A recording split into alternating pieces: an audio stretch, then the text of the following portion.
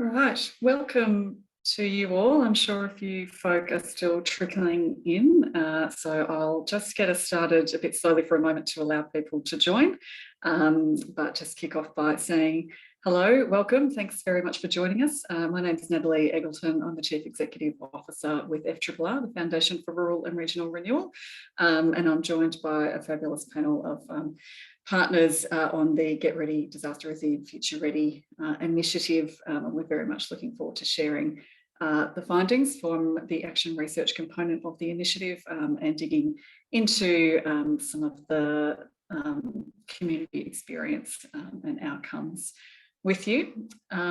So we will get started in just a moment. I'll just let it trickle for another 5 seconds or so, and then we'll get into it.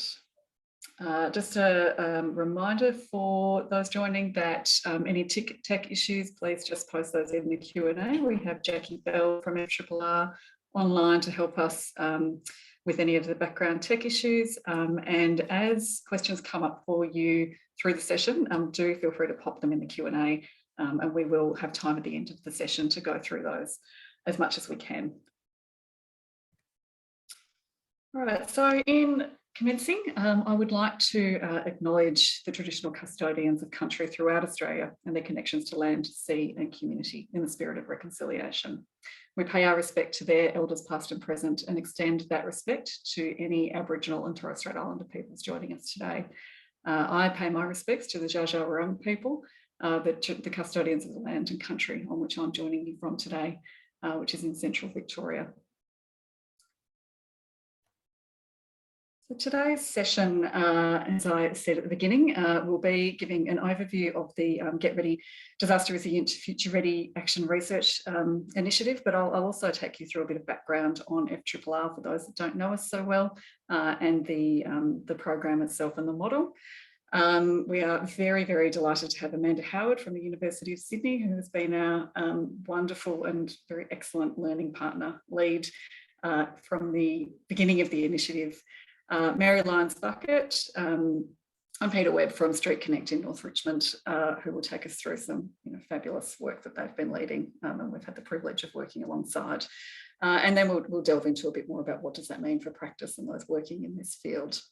I would also just like to acknowledge a few FRRR directors who are joining the webinar today. FRRR's chairman, Tim Fairfax, FRRR's founding chairman, Ian Sinclair, wonderful to have you both, and a number of other directors and staff from FRRR and others who have been involved in a number of the reference groups and advisory groups that have helped to shape this initiative over the last 5 years or so. So wonderful to have you all, and thanks very much to everybody else for joining us.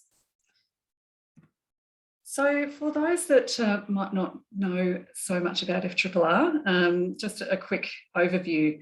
FRRR is a national philanthropic foundation structured as a partnership model that really leverages the capital of government capital, philanthropic capital, and of course community capital to drive outcomes that really strengthen the resilience, the adaptive capacity and the vitality of regional communities across Australia. So we're a charity in our own right, and we really work as I suppose, a backbone model for giving.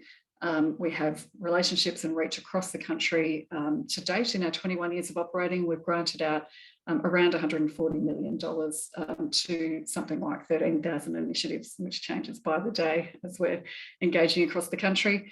And of that funding, about $26 million has been directly for disaster resilience and recovery, and a further $24 million has been in the realm of broad community resilience building work.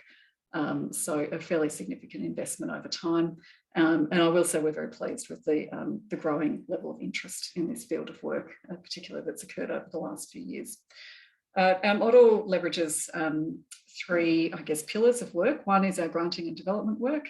The second is leveraging and brokering, which this Disaster Resilient Future Ready initiative cuts across both of those. And insights and learning, which is really trying to amplify the voices of communities and ensure that the priorities, the needs and the capabilities and the opportunities that are identified from regional Australia can be activated most effectively. So I guess the overarching strategy for FRRR and model that we work to is that we are interested in strengthening resilience across the country. And we do that by targeting and working at the intersections of three areas. These are overlapping and our work has a range of distinct initiatives and focus in these three, but we also have initiatives that work at the intersections of each of them. So the first is really recognising that everything happens because people make it happen. It's about leadership, it's about community capacity, it's about investing in local community organisations and not-for-profit organisations, and recognising that in rural Australia in particular, volunteer-led efforts are fundamental to the strength of those communities, but it needs to be invested in as well. We recognise also that place and the locational context and relative competitive advantage and disadvantage of place has a huge bearing on the vitality of a community and their adaptive capacity. So we try to invest in and really walk alongside communities in celebrating their cultures, encouraging self-generation and self-determination, and investing in sustainable social and physical infrastructure. And then, of course, the most pressing challenges and critical issues that rural communities are facing are around the intersections of climate change and climate solutions and disaster resilience. These issues are getting more challenging, as we've seen in the last few years, and there's a growing body of work and momentum getting behind community-led initiatives, which we are proud to have been a part of. So our model is really about partnering with communities before, during and after disasters, and investing in solutions that are going to strengthen climate resilience for the long term. So from an adaptive perspective, as well as a responsive perspective.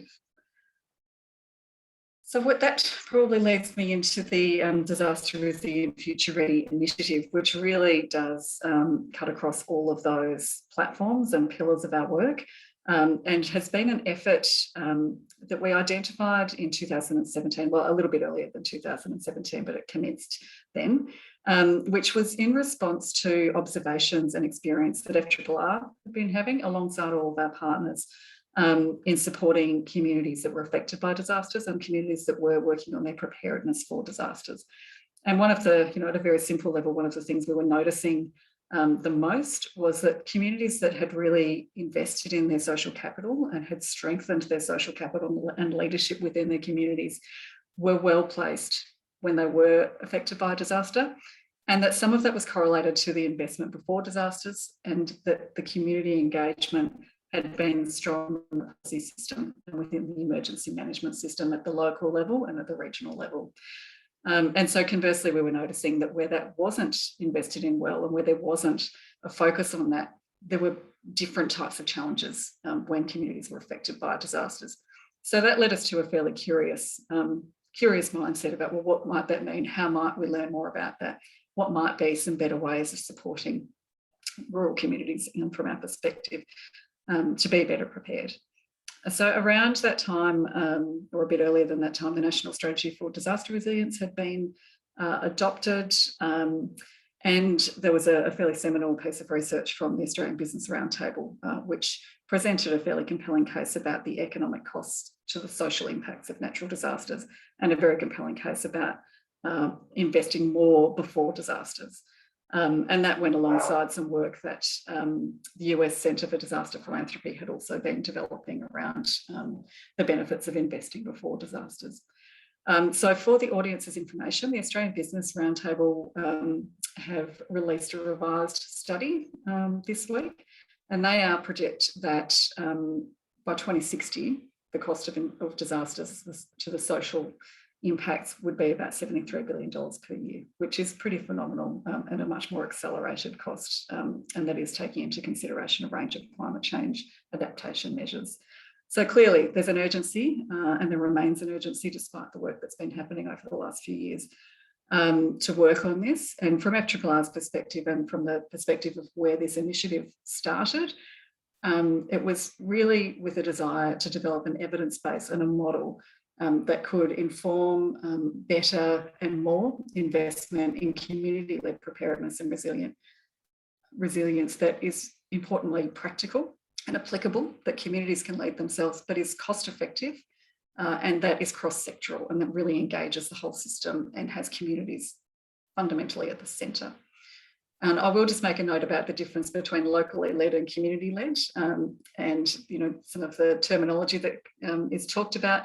From our perspective in this initiative, it is really about the citizen level and the not-for-profit grassroots organisational level within communities, and how that is mobilised and made more formal within the emergency management system locally and regionally. Locally led is equally important, and they go together. But for all this work, we're talking about the community level.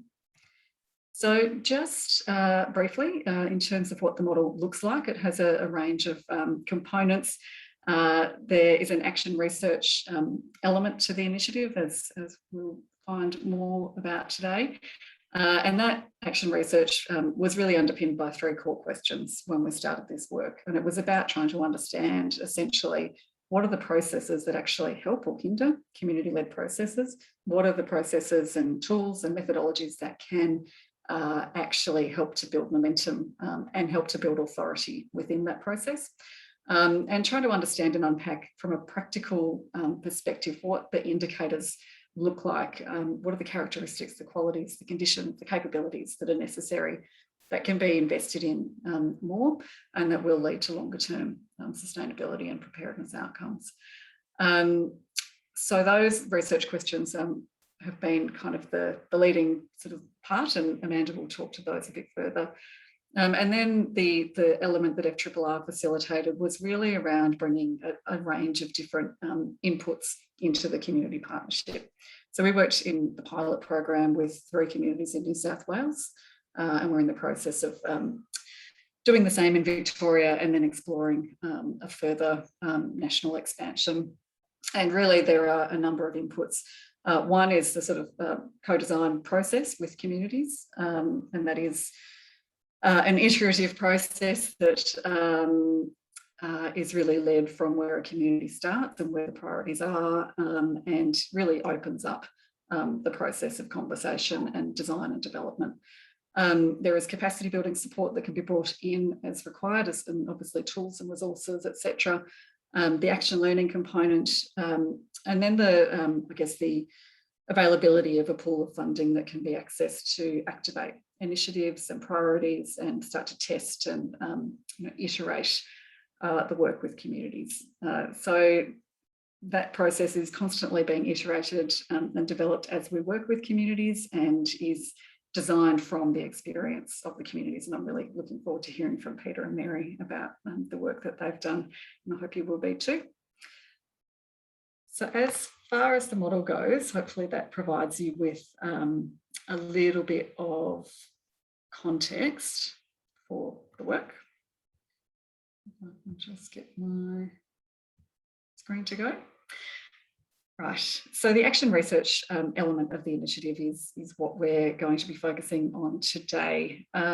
So we partnered with Resilience New South Wales, University of Sydney, and 3 communities, as I just mentioned, for the Get Ready Disaster Resilient Future Ready Pilots project. That partnership with Resilience New South Wales came about through a recognition of a very strongly aligned ambition and intent, and a series of questions about how to build resilience and how to invest well in communities for their own resilience. And that was under the Get Ready banner, hence the inclusion of Get Ready in the name there. And that was at a time when, well, Resilience New South Wales was in fact the Office of Emergency Management at that time, and has obviously evolved into Resilience New South Wales recently. The process was really around understanding what it takes for communities with different risk profiles. So the 3 communities are quite different, profiles in a whole range of indicators, and different profiles in terms of their disaster experience, in terms of the nature of disaster, the duration since they've had a disaster experience, etc., etc. So understanding what it takes for those communities to be better prepared and to develop their own practical and evidence-based approaches. Each community had a very, very different approach, and the engagement and capacity building and action research process you know, had a very different feel and flavour for each community. And today we'll be hearing from one of those, and I'll be happy to share a bit more about the others, as I'm sure Amanda will as well. And what we were also really interested in is, as I said earlier, the really tangible ways. What's the practical application here? There's a lot of knowledge and really great work around the theoretical and the academic thinking in this space. But what we wanted to really do was translate that into practice and actually have a feedback loop about what you actually can do from a community-led perspective, and implementing that around and connecting to the shared responsibility framework of the Strategy for Disaster Resilience. So we've got the summary report, which you should have had access to in the link to the webinar, and hopefully you've had a chance to read that. And we'll continue to develop resources and insights from that as we go. So from there, I'm going to hand to Amanda Howard. I see we've got one question, and if it's okay, we will hold that until we've finished. But thank you for putting one in there. So Amanda, over to you. Thanks, Natalie, and hello, everyone. Today, what I'm going to be speaking about, I'm representing the research team, which has been working in partnership with FRRR and the 3 communities in New South Wales, and then about to embark on the same process, or an adapted process in Victoria. I'm going to talk to you today largely about the recommendations and an overview of the recommendations that we found as part of the research. But briefly before that, I want to just talk to you about 2 things to give you some context about the research. If you're really interested in the detail of the research, there's a much more detailed research report, which is available on request, which you can contact Jackie at FRRR to request that if you're wanting to know about the detail of the research. But I just want to say, before kind of talking about recommendations, is that action research was a really fabulous method to be able to use here in trying to understand the complexity of what happens in communities.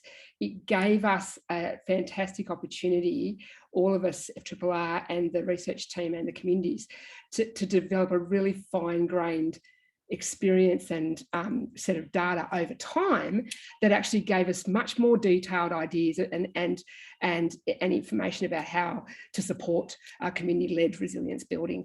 It was a much more immersed kind of experience, and I think this is really important, because often community led approaches can be kind of seen as a bit easy or a bit at the surface, but we really saw what sits underneath that, which leads me to this diagram here. And ideally, this diagram would be a moving animation, which it's not just yet, but this, in order to actually try to understand what are those things, how would we answer those questions that Natalie had up on the slide before about community-led approaches to disaster resilience building.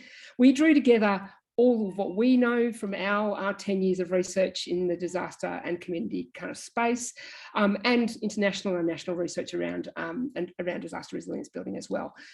And so these kind of components that are in this diagram here, I guess what we conceptualize them as kind of different dimensions of the resilience building process. Now, all of these, none of these are linear and none of them are compartmentalized. They are interacting with each other all the time. And in each of the communities, we saw the way different kind of, I guess, intersections and relationships between these different kind of dynamics led to particular kind of outcomes, took initiatives and projects in particular directions, or stop things altogether. So I'm not going to read out everything that's on that slide. You can have a look at it, but these are the kind of key, I guess, dimensions that are within this kind of complex system of community-led disaster resilience building. And that sort of, I guess, our understanding about that and our conceptualization of it is developing all the time. So again, really happy to talk to people interested in more detailed kind of discussion about that. But we might just go on to the recommendations, Natalie, if that's okay, because I know time's limited today. And what I'm going to do here is just, again, there's much more detailed recommendations in the longer report. You know, feel free to have a look at those. And there's recommendations for very particular stakeholders in the whole process as well. Today, I'm going to give you a very brief overview of the key message recommendations from the report, and the ones that can really, I guess, that we thought would make a really massive difference in terms of supporting community-led disaster resilience building. The first thing is that often in disaster kind of work, things are compartmentalized into different stages. There's preparedness, response and recovery in disasters. In this project, we saw that every community that we worked with was simultaneously in the process of preparing for the next disaster, of responding to a current disaster and recovering from another disaster. So I guess one of the really overarching themes that came out across all three communities was that when crisis thinking dominates, and it often does in that response phase of disasters, that can be really destructive to long-term resilience building. It's an important part of the overall picture, but it's a very comparatively short time frame and a specific kind of type of approach. What was really overwhelmingly evident in all those communities was that if we want to work on community-led disaster resilience, we need to actually do that in a way that reflects the experiences of communities who are in a fluid state of preparedness, response and recovery almost continuously. Mary and Peter will talk about what's happened in the Hawkesbury, where there's been cascading disasters happening since the start of this project, and that's just one example of how this recommendation takes shape. So it's a really important thing for us to remember, not to overlay kind of static structures on communities, but understand that the experience is much more dynamic and fluid, and that's how we need to actually be walking alongside communities when we work in disaster resilience building. Related to that is that there is a time between disasters. From Natalie, from your statistics earlier, and we know that more are coming. We know that with climate change we can expect more extreme weather, we can expect more disasters. But during that time between disasters, it's a massively important time for people to really engage in community-led kind of processes and as you were saying, Natalie, building up that social capital, but also the relationships and the networks at a local level. So there's, again, in a lot of disaster work, there's a lot of resources go into response and recovery for very good reasons. But I guess we want to draw attention to that bit that happens between disasters and before disasters, where an enormous amount of important work, which is then drawn on during the response and recovery, can be done. The third recommendation is around communication, and there's a lot of talk around communication in relation to disasters, and a lot of that discussion is around having to have really simple, clear messages. And again, this is really focused around the response kind of time. What we found in all three communities over this the 2-year period that we looked in detail was that people at a local level wanted to be not just receivers of information, but generators of information. They in fact were generating information, and they wanted that information to be engaged with in a way that built dialogue and built a two-way or multi-way communication between different parts of the community and different stakeholders in the disaster kind of process. So this kind of only concentrating on really generic, really reductive kind of warning messages was unhelpful for that long-term work again. And again, communities wanted to be in a dialogue, not in the role of being really passive recipients of information. Natalie, we might go to the next one if that's okay.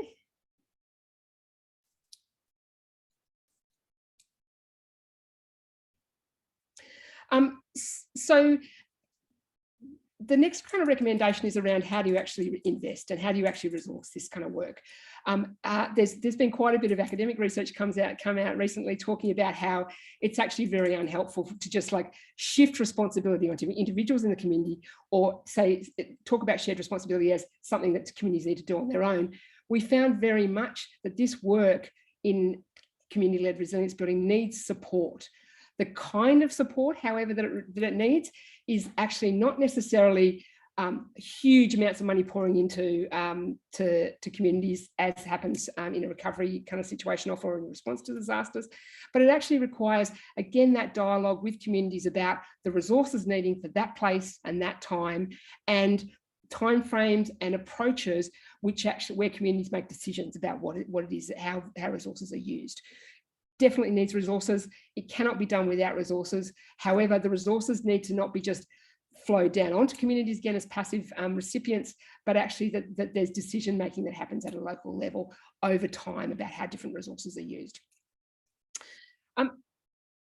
So it should be no surprise to anyone to hear that community-led disaster resilience building actually operates in complex systems.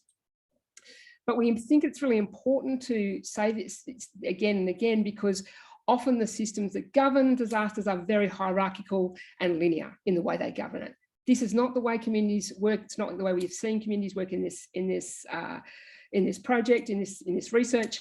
And in order for us to actually be able to utilise and mobilise all of the resources, networks, connections, relationships required at a local level to respond to disasters, we need to get much better at actually thinking about the complexity, thinking about the different alliances, the different partnerships, the different relationships, the different power relations that are in communities, and that we need to actually plan our work in a way that actually reflects that. Finally, our research points overwhelmingly to an enormous potential for supporting a negotiated kind of partnership approach between the self-organising systems that already are occurring in all communities in the context of disaster, and also more generally, and community-based organisations, local-based organisations. So that's might be local NGOs, might be business, might be government, might be philanthropics, might be a whole lot of different players around that. But the importance of actually shifting the work from a very top-down approach through to a one that's about negotiated local partnerships with a range of different people involved, where community members get to make decisions, so there's shared decision-making as well as shared responsibility. So that's the recommendations in a nutshell. As I say, there's a lot more detail in the detailed report. So if you'd like to read that, please request it. If you'd like to talk to the research team, very happy to do that as well. And I'll probably just leave it there. Thanks, Natalie.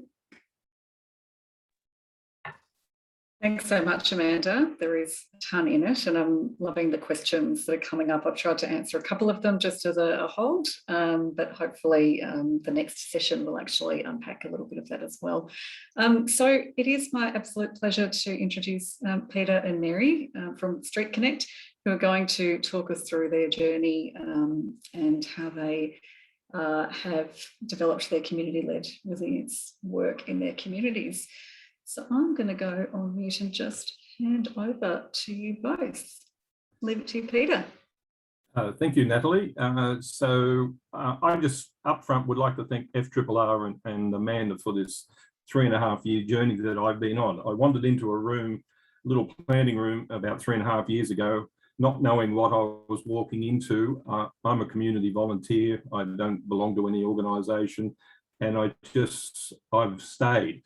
And I've learned a lot. So it's been a fantastic journey for me.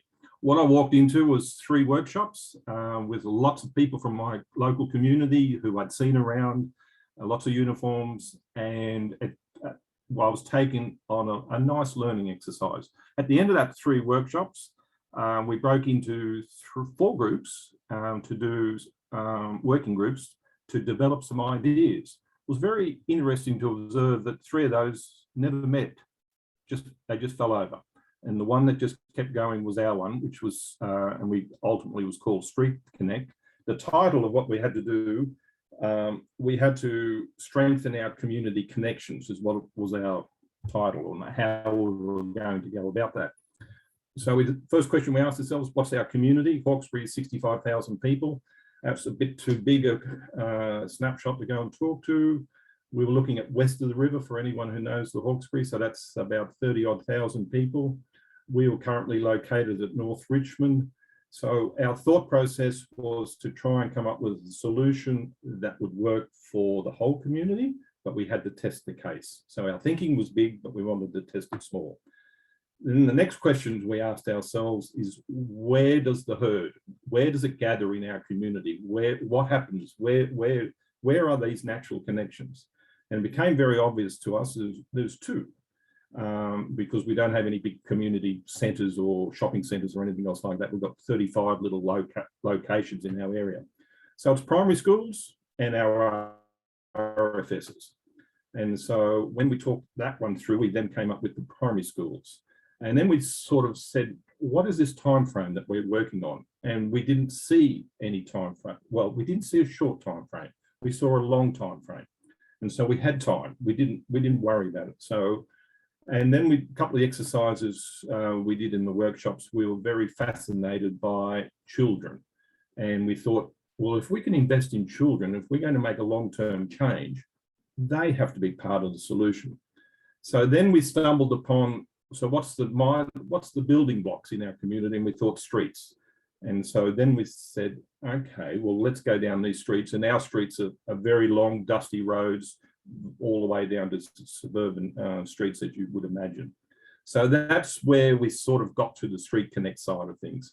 We then knew, with the primary schools, we knew 2 school principals extremely well, and we thought we would trial the exercise on these 2 schools. One was a little bit more urban, one was a little bit,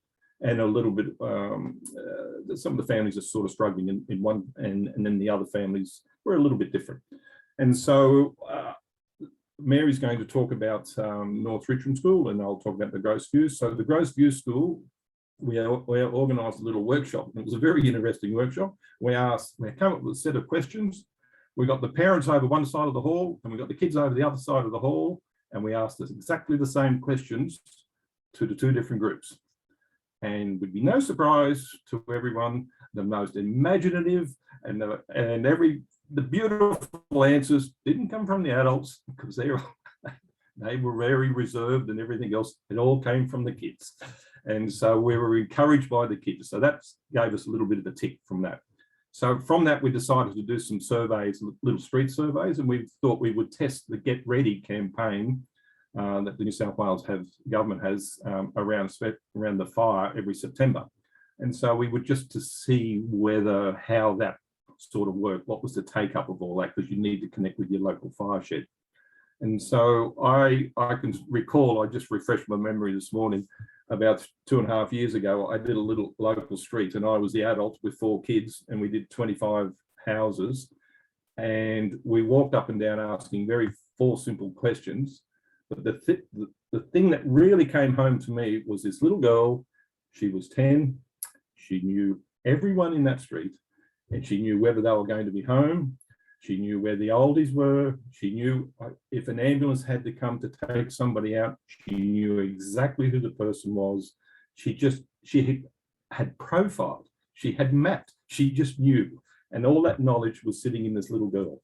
And I was fascinated to understand all of that. So that was a wonderful learning experience. But then we had another amazing experience at North Richmond, and I'll hand over to Mary to tell that story about our video.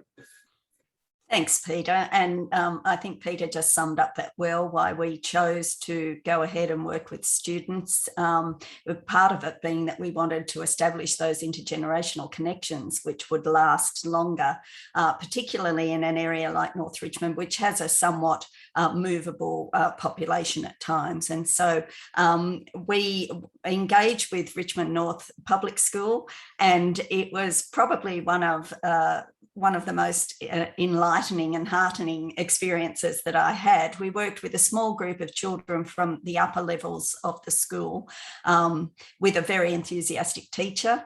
And we worked through a series of exercises with them mainly doing everything, but with us guiding. And we went through what they felt were their connections within their streets and within their area. And then we moved on to what would they do to get that message out to other people around their connections and so on. So this wonderful group of children who, quite frankly, they were so astute, and their honesty was so mind-blowing. They knew what was going on in their area, and they captured that through a script that they wrote, and then through a video that they produced, which fortunately they had a former school captain from their school who made videos, and he came along and helped them. And they did it all themselves. And it was around the levels of connection within a particular street in North Richmond, where several of them lived or lived nearby. And that was everything from knowing who, gave them a muffin after school, or who pulled someone's bin in, or who did this or who did that. And we could see from that they had these wonderful connections and connectivity, which was both within their school. Given the area they lived in, they were able to, I can't remember what they called it, but it was like a walking train to school. So as they went along, they picked up more kids along the way, little kids that they could walk to school. And they had these wonderful initiatives, which were all in place, of course. And you know, that showed that they had quite a high level of connectivity, which compared to what Peter was just speaking about, for people that live in the more, not necessarily remote, but the more spread out areas, you wouldn't be doing that sort of thing. So it was a wonderful comparison from the students at the other school.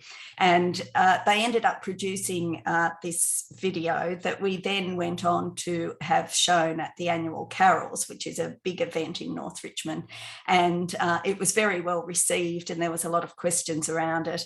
And unfortunately, after that, during this process, I should say that we have encountered numerous natural disasters, beginning with the, well, we were in drought to begin with, but then we went into having the Gospers Mountain fire.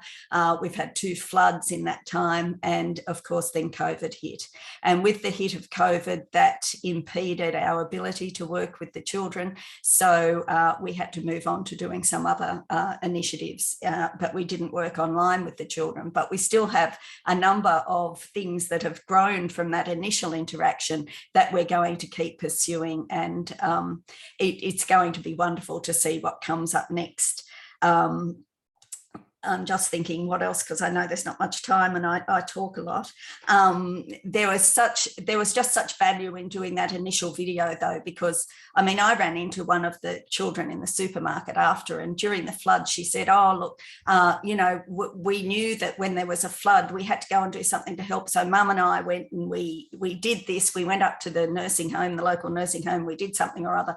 And it's obviously become a thing that's moving around in our community in a very informal way. So there's a lot of these connections we set up initially, which in our second phase of the project, we have moved into building upon, and they're circling around in there, and they're enabling people to be able to build upon them. And with this research now that Amanda has done, putting out the recommendations and so on, I think that that is going to be a great impetus for expanding on that. And as Peter said, we did the initial pilot program, but now we're sort of expanding it into the long haul. And it's very heartening to see the connections. And I think we will be revisiting working with children now that the schools will open up, because they've just got it. I'll tell you what, they just have an ability to express things that adults do seem to either inhibited or I don't know, just their kids are just out there and they're really doing some wonderful stuff, and they'll tell us what they think, you know, the ways to connect are. And of course, that goes through to the modern technologies as well because of their capacity. I should say that in this school where we were, it had a very enthusiastic principal who had set up a TV studio and had a broadcasting license for radio in there, which is wonderful. And these kids were getting the experience of doing all of that.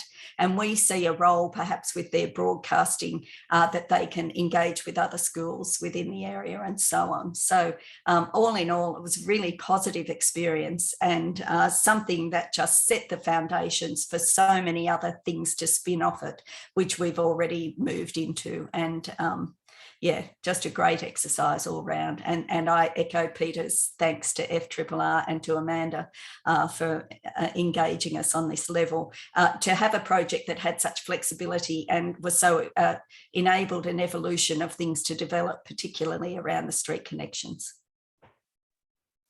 Thanks, Mary and Peter. Can I just ask a quick follow-on question before we move on?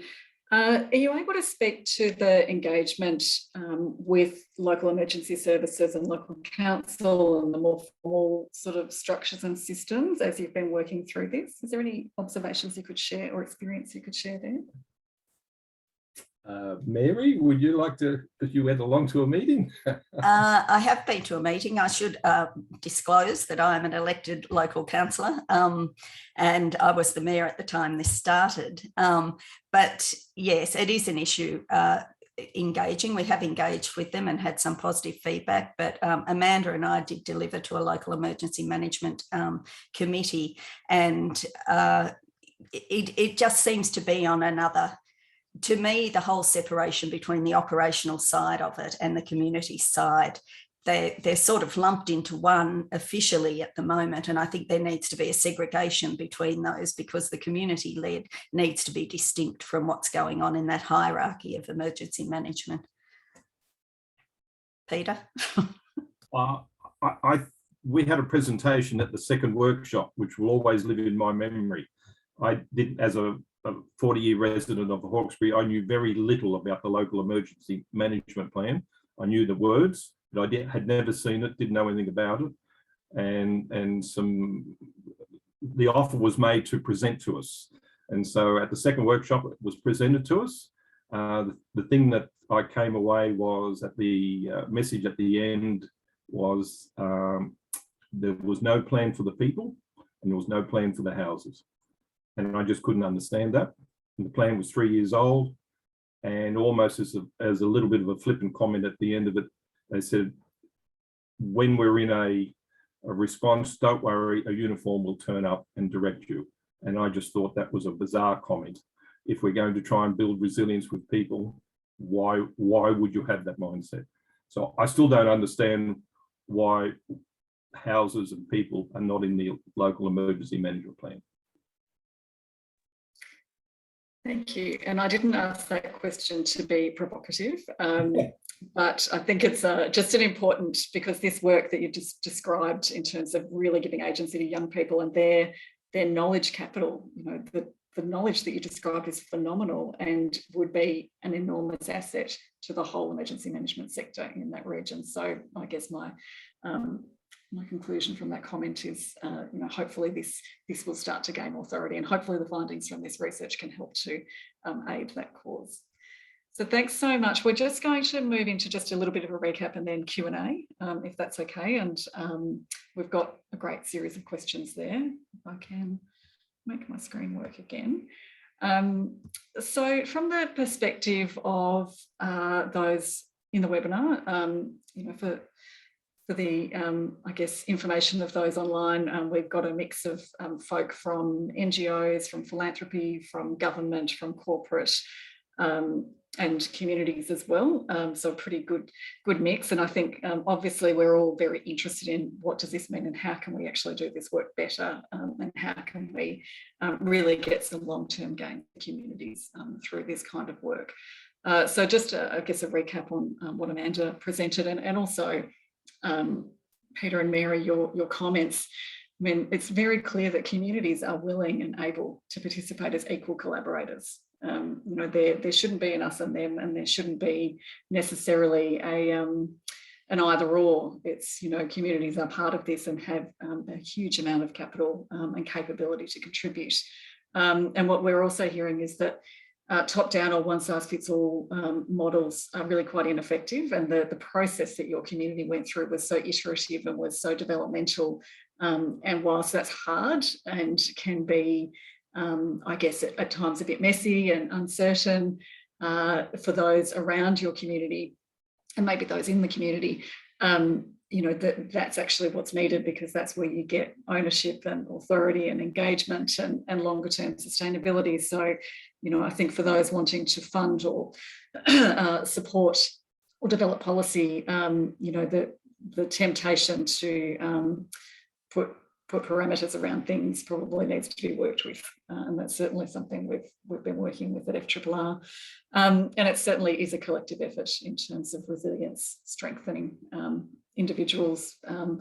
Communities, you know, are not going to achieve that on their own. It actually does need to be a collective effort, but it does require that sort of respecting and authorising of community agency within that. I think what we've also seen and heard from you today is that, you know, offering or partnering with communities on a participatory design approach, you know, we learnt an enormous amount in the process, and we're so grateful for the patience of your community and the other communities in the initiative for, you know, learning alongside us. But, you know, that process is actually really powerful, and we're so excited to be hearing and seeing the longer term trajectory of the work that you're doing. You know, really one of the key messages is that there is ongoing support needed. You know, yes, we think that working in between is really effective, but this is as you know, all of you have highlighted, ongoing cycles of disruption of some sort. And this needs ongoing investment. You know, a stop-start approach is really ineffective. That's a big challenge for policymakers. It's a big challenge for funders wanting to support communities. And it's a big challenge for communities in trying to keep momentum going with their initiatives. And I think, you know, where we recognise that, and at FRRR, we're trying to, you know, think about how we actually do that better with communities that we're working with. But really, I think a key message out of this work is that if we're going to do this well, we need to stop thinking in compartments of disasters, and we need to stop thinking in compartments of cycles, and really take a holistic perspective of the whole life cycle of a community. And fundamental to that is the role of community organisations like yours, like the Street Connect initiative, and you know, the informal role is powerful. You know, the informality is actually powerful, because that's where a lot of activation happens. But we need to actually allow for that to be an authorised part of the process and an authorised part of our planning. And the other piece I think that we have heard loud and clear is that relying on goodwill and volunteer effort actually needs to be resourced. We can't let the tank run on empty for so long. And I think as we're facing more and more disruption and disaster, we need to actually invest in the capacity of the people within communities to a far greater degree, and allow you to determine what the solutions are, rather than putting parameters and restrictions around things. So they're probably a few of the key things that we have noticed. I'm going to go to questions now. I just, before we do, and before I stop sharing the screen, just wanted to also acknowledge all of the partners, as I did earlier, and the reference group members and the researchers and the communities we've worked with. This has been an immensely generous process, and one that has been deep, you know, filled with deep learning and deep sharing of wisdom. So I think gratitude, and hopefully this will be of benefit to many others. So I might just stop sharing my screen, and so we can see all of your faces, and I'll just facilitate the Q&A. If I can get there. All right, so we do have a few here, and I'm just going to call out a few if that's okay. Amanda, the first one is you. So we've got an attendee who's asked, which has suggested you, or they have suggested you've highlighted one of the recommendations that talked about the importance of meaningful locally generated information and communication. Do you have examples of what that dialogue can look like? And in fact, Amanda, you might respond, but Peter and Mary, obviously, you will have very real examples to share. So I'll leave it to you to. Yeah, I mean, I think there are. I mean, each of the communities where the research and the action kind of took place, there were different kind of versions of that, and so in the report there are those different examples of how community members then connected and engaged with, and often, sadly though, it was about community making attempts to actually be around the table and to be in that conversation, and that wasn't always received well, or wasn't always received in an open kind of way, or sometimes it was received openly by more formal kind of systems, whether those are emergency management or government run systems, but then there was a tendency to go, oh good, now what we can do is make you fit in with our system. So there's some examples in the report where perhaps it was emergency management or local government, who, because of the imperatives of those organisations and the things that they have to do, it's not a blaming kind of game, but because of what they do and how they're structured, they see connecting with community as a community gets subsumed into and responsible to us. And what we saw was community attempting continuously to say, no, we have our own information. We have knowledge about when the river floods. We have knowledge about, where people go in this street. We have knowledge about that. We want that to be, that's already informing the way we behave, and so we want that to be in the bigger kind of picture. So lots of attempts. So there's lots of examples in the report about that.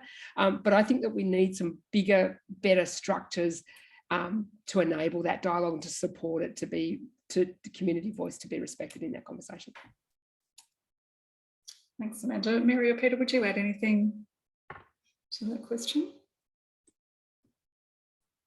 I guess in our stage 2, with being with the 2 floods and the fire and all that, I guess I've been trying to determine or answer the question, who are the trusted sources of knowledge in our community? So I asked that myself, and then I just watch. The flood is a really good little barometer, because we've got a couple of bridges that closes, and the information that comes around, and whether it's in a timely fashion, and then the misinformation, and then who believes and what goes around in the community, and what community Facebook pages and which closed community Facebook pages are believed and not believed. And that's been a fascinating exercise to go through, because at the same time, we've just had some information put on our council Facebook page about information, and where decisions are made. And I guess the angst in the community is, especially around the flood and the fire, is there is perception that a lot of the key decisions are made outside the area, from afar, somebody elsewhere, and there's concern that there's lack of awareness or knowledge. Do they know? So there's this disconnect between that. So that's an observation, and you'll find there'll be a trusted source. There's a fellow who's set up a flood. He goes and searches all the information, and he becomes a source of knowledge. And he just sits there, little fellow away, and he's trusted. You know, even on the pandemic, there's a fellow who's taking all the figures and everything else, and he's doing a daily post, and we're relying, the community is relying on that person. So the person comes out, the trust is, and I've been talking to a few service providers around that. In the recovery, a lot of recovery work is coming in, and they're not getting the connections with the community, because they're seen they're coming from outside the area, and they don't have that local authenticity or that trust. So that's the challenge, I think. I agree. I think it's all around the trust, but it's also around uniformity of information being given to people, because that's why it's so important that people have a level of preparedness, particularly around things like flood, because the messaging around river heights and projected heights, they might be easy enough for people to put out generally, but for those people who are living in those situations and have to move an entire house of furniture or things like that, I mean, that's when it has to be from a source where they think, okay, this means business, I've got to do this or whatever, and there's a lot of work needs to be done, and I think that the various authorities are aware of that as well. Fantastic, thank you. So another question for you, Peter and Mary, from one of our attendees, which is about how the workshops you participated in early on in the initiative helped to have different conversations, and whether that was important to your process in developing Street Connect. And most definitely, because it was the first time in my 40 years that I was sitting in a room with SES, RFS, police, and the whole lot. And I almost felt it as an equal in that room for an hour or an hour and a half. It's the only time. It's the only time in my 40 odd years in the Hawkesbury that I've ever been in that room. And it came through a university researched FRRR initiative. That's crazy. That should happen. There should be a venue for me. There should be a venue for the community to talk. So it was amazing. It was amazing just to sit there and listen and hear that information. We've got to have it. I agree. I think it was really, and it was something that I'd spoken a lot of times with other people about on an informal level, that we did have to have this conversation. We had to start doing something in this area.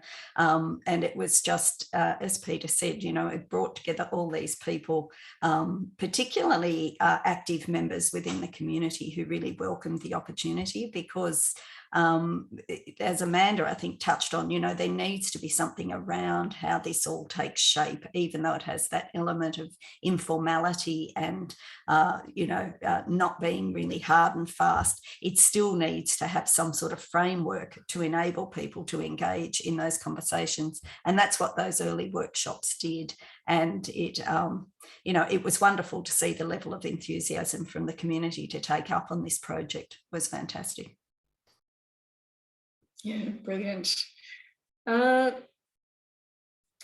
And there is just a follow-on question, which I'll and then I'll wrap up with a couple of those directed towards FRRR. But it's about how you have continued to engage children and young people in community or civic functioning, which you mentioned the challenges of doing so.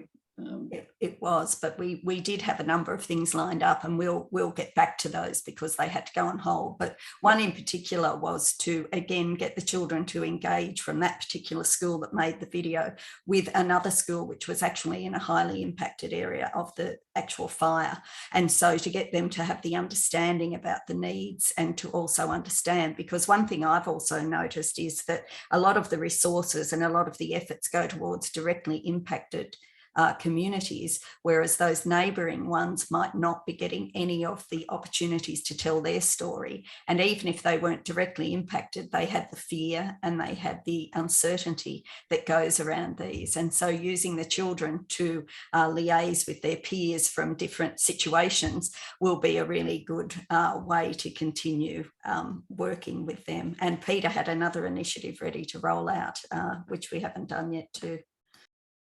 We had a couple around the year 6, which so they could do something for the school around all the year 6s around this initiative. And then we had another idea around food rescue.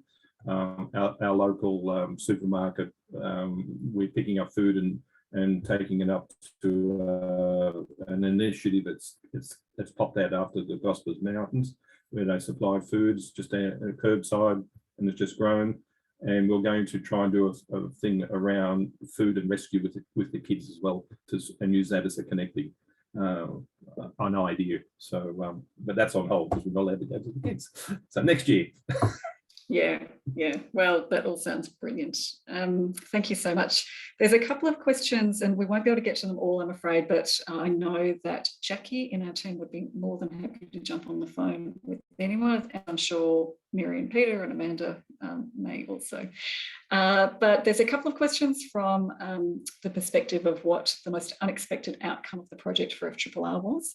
And there was another similar one, which was, were there any surprises in working with the communities where you would expect them to want to do something, but they knew that X would be better? Both fantastic questions for, organisations wanting to work alongside communities. There were lots of unexpected outcomes for FRRR, as I referred to earlier, lots of learning. I think the main one, and we have been taking this on board in all of our work, is and it's very much to your point, Peter, about how we actually, how we get to know the people who are trusted in communities and how we connect and actually build really authentic relationships that are driven from the perspective of what's useful and how we can actually help or not. So, a couple of those things are, whilst workshops, etc., are really helpful, we also learned that going in with a really formal structure is probably not the best way to start. And in fact, just kind of going and being in a community, and Amanda, I think you termed it loitering, which I always felt was a bit creepy, but it's a nicer thing than that. But just kind of hanging about, going and chatting to people at the market, just kind of getting to know the network and how things actually happen, and finding out who actually, as you say, who's trusted, who actually makes information flow in the community. So that's one. The other is probably, I don't think we went in expecting X, Y, Z to happen and the communities did something different. But what we did learn was that time is, a completely irrelevant concept in this kind of work, and going in with a fixed period of time to say, well, we're going to develop some initiatives within the next year is a very unrealistic expectation. And, I would say that what emerges when you allow time and when you allow community process to unfold at its own rate, in its own way, at the speed of trust and community, the right things evolve, and they're usually probably not the things you would imagine or that you started with. as a conversation. So I think, and for those wanting to fund this work, that's challenging because we have to just kind of hang alongside and not, I guess, learn when to get out of the way as well, which is hard. But I really wish that we could keep talking forever because I think this is just wonderful work, but we do need to bring it to a close. And apologies to those whose questions we didn't get to, but as I said, please do reach out to us. There was a couple interested in finding out if this kind of work would be relevant in their communities, what should they do or who could they talk to? So please reach out to us again and we can connect you with others or talk to you about this initiative in your location. And I think one of the RDAs, I've just lost my questions, had some great information there about some work that you're doing. So we'll pick up with you and try to share back the network information. So we will send this recording has been, this presentation has been recorded, so we'll be able to share this. We're happy to share the slides. We will look up any other research that might be relevant and share whatever we can. So please stay in touch. Can I just thank our guests very, very much for your contribution, your generosity, for sharing your experience and wishing you the very best for the next iteration. We're looking forward to continuing to partner with you on that. And our next steps are obviously continuing to work with the New South Wales communities, but kicking off in Victoria. And Amanda and the team will be continuing the research element of it with us in Victoria too. So we will continue to learn and share the outcomes as we go. So with that, thank you very much. Have a wonderful day. And we'll Thank you. close there. Thanks for your support. Thank you. Yeah. Yeah.